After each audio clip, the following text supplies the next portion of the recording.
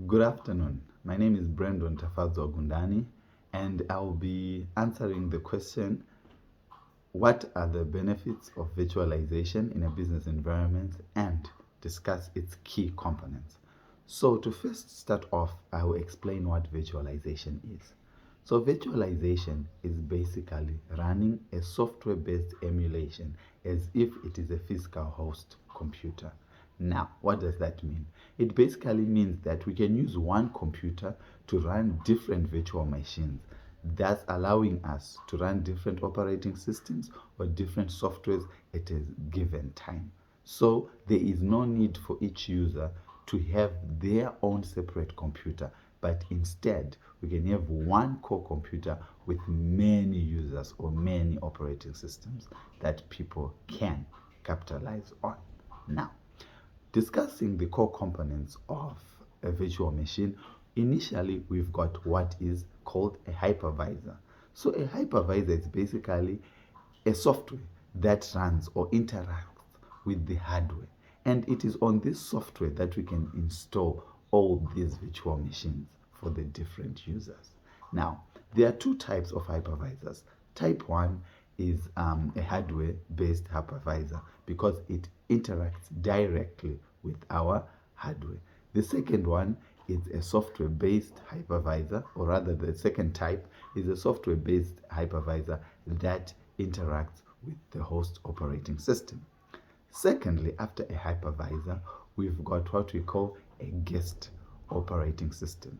Each virtual machine that we have on our physical host has its own operating system. For example, if we have one physical host that has 3 virtual machines, we can install 3 different operating systems. For example, Windows 8, Windows 9, and Windows 10, as we might need it. Or we can run a Windows-based operating system, an Ubuntu Linux-based operating system, and an iOS-based operating system.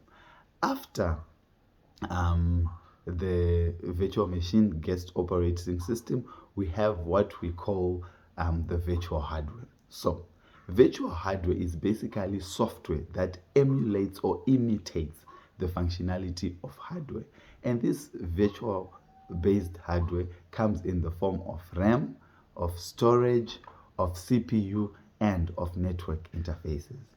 These interact as if they were physical components, thus allowing our virtual machines to run efficiently and effectively. Lastly, we've got management tools. Management tools are basically the tools that allow our IT team to run the different virtual machines on the single server or on the single host. Now, what are some of these tools? First and foremost, we have backup tools. Backup tools allow us to frequently back up our virtual machines so that if at any point we've got a natural disaster, a crash, we can easily recover and restore our data from the last restore point. We also have screenshots. These screenshots allow for the IT team to assess performance. We've got performance tools whereby the IT team can partition, or rather they can segment the RAM according to the specific machine that is being utilized. Now, in a business, how would I leverage all these tools? First and foremost, let me speak of effectiveness. Virtualization allows us to be effective in the use of our computers. First and foremost, instead of buying computers all over the world, assuming you're an international business, you can have one parent server in a reliable location and allow the different users all over the world to log in and use this. Now, on that very same point of effectiveness, we've got what we call flexibility.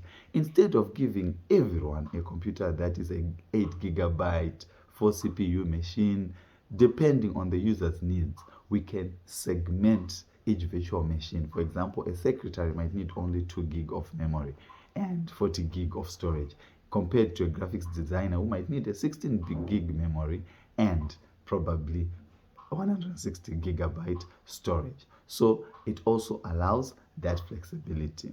Virtualization also helps us in saving cost. How?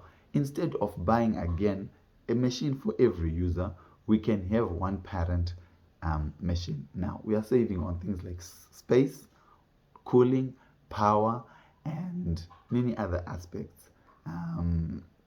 We can also save on the labor, meaning one IT technician can be attending to the server as it is running instead of them traveling or the cost involved of sending and receiving laptops when we have problems. So this is basically how virtualization can be capitalized and used in the modern day world of business. Thank you.